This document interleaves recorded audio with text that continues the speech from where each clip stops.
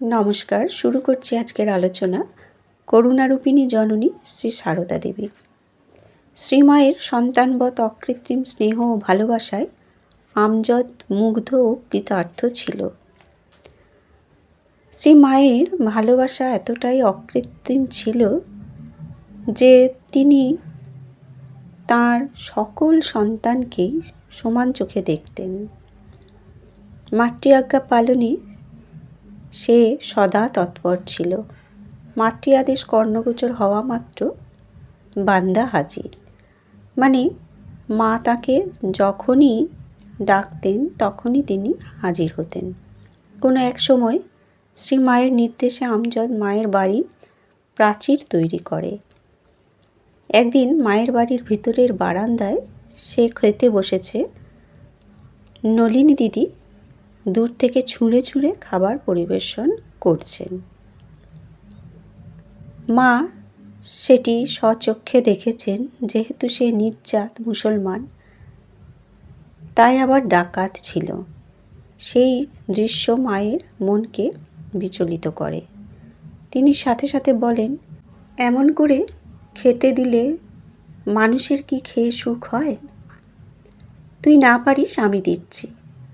শুধু তাই নয়, আমজদের খাওয়ার পর শ্রীমা নিজ হাতে তার উচ্ছিষ্ট স্থান পরিষ্কার করে মাতৃস্নেহের এক জ্বলন্ত দৃষ্টান্ত স্থাপন করেন।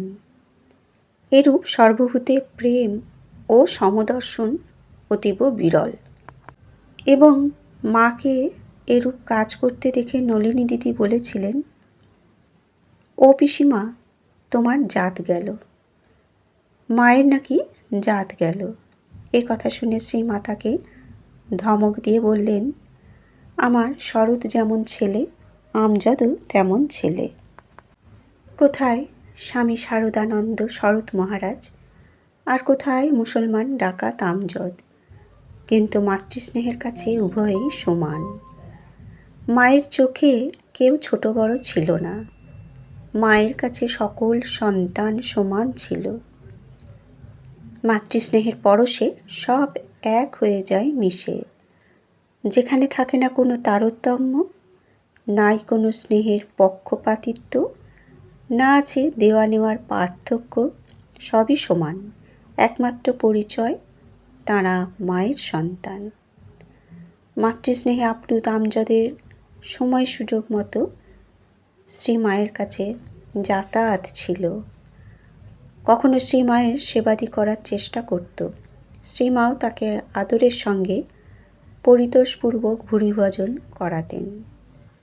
একবার শ্রীমা জয়রামবাটিতে খুবই অসুস্থ ছিলেন।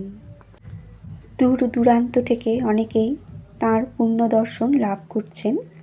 একদিন সকাল 9টা কি 10টার সময় মায়ের সেবক ব্রহ্মচারী দেখলেন একটি শীর্ণকায় কৃষ্ণবর্ণ, মলিন বসন ও বিষণ্ণ বদন বৃদ্ধ যষ্ঠী নির্ভর করে শ্রীমায়ের বাড়ির ভিতরে প্রবেশ করল।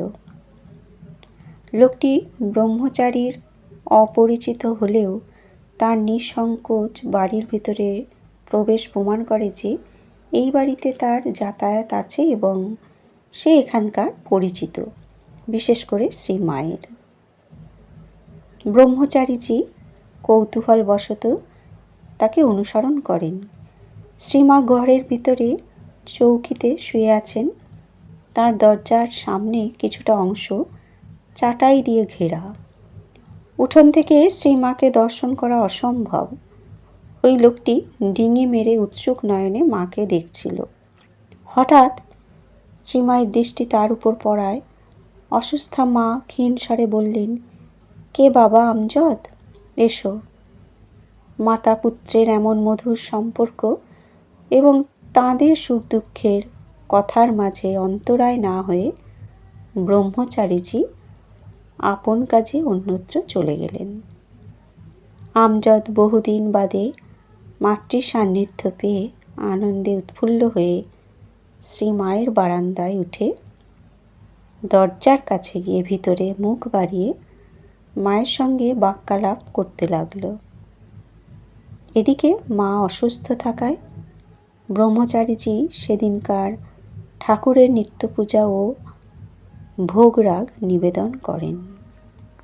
পূজান্তে শ্রীমা আমজদকে যত্ন সহকারে আহার করিয়ে একটি প্রসাদী পান ও এক শিশি ঠান্ডা নারায়ণ তেল আমজদকে দেন, যা বহুদিন ধরে মায়ের কাছে ছিল। গরম ঔষধ খাওয়ায় আমজদের মাথা গরম ছিল, রাতে ভালো ঘুম হতো না। মাতা জানতেন। শ্রীমায়ের দেওয়া তেল এবং অন্যান্য দ্রব্যাদি সহ পান চিবুতে চিবুতে আমজদ এক নতুন মানুষে রূপান্তরিত হয়ে আপন মনে আনন্দে নিজ গন্তব্যস্থলে চলে গেল। কোনো এক সময়ে শ্রীমা অসুস্থ থাকায় আনারস খাওয়া রোগীর পক্ষে বিশেষ উপকারী বলে ডাক্তার অভিমত দিয়েছিলেন, কিন্তু অসময়ে আনারস পাওয়া খুবই কঠিন ছিল। শ্রীমা তখন তাঁর অসময়ের কাণ্ডারি দুষ্ট ছেলে আমজদকে খবর দেন, যে অসাধ্য সাধনে পারঙ্গম। খবর পাওয়া মাত্র বান্দা হাজির এবং শ্রীমায়ের আদেশে অনেক চেষ্টার পর আনারস জোগাড় করে শ্রীমায়ের সেবায় লাগিয়ে নিজের পঙ্কিল জীবনকে সার্থক করেছিল। আর একবার সে তার বাড়ির বাগান থেকে এক ঝুড়ি লাউ এনে মাকে দেয় ঠাকুরের সেবার জন্য।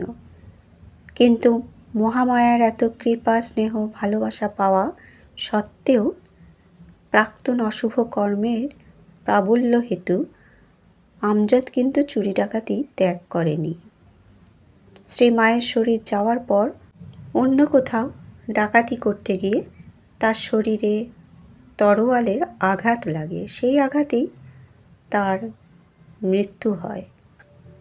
মহানগরী কলকাতা তৎকালীন দোর্দণ্ড প্রতাপ ব্রিটিশ সাম্রাজ্যবাদের দ্বিতীয় নগরী, সর্ববিষয়ে অগ্রণী জাঁকজমকপূর্ণ শহর, কৃষ্টি ও সংস্কৃতির পীঠস্থান, বহু জ্ঞানী গুণী ধনীমানীর বাসস্থান, শিক্ষায় দীক্ষায় ধর্মে কর্মে এবং সাদাসিকতায় ভারতের অন্যতম নগরী।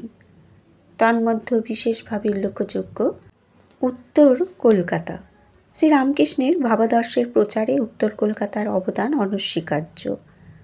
বহু রামকৃষ্ণ ভাবানুরাগী ভক্তের বাসস্থান উত্তর কলকাতায়। উত্তর কলকাতা শ্রীরামকৃষ্ণের লীলাভিনয়ের অন্যতম কেন্দ্র। তার মহাভাগ্য যে সে প্রভুর মর্তলীলার প্রত্যক্ষদর্শী ছিল। বন্ধুরা, আজকের আলোচনা এ পর্যন্তই। ধন্যবাদ।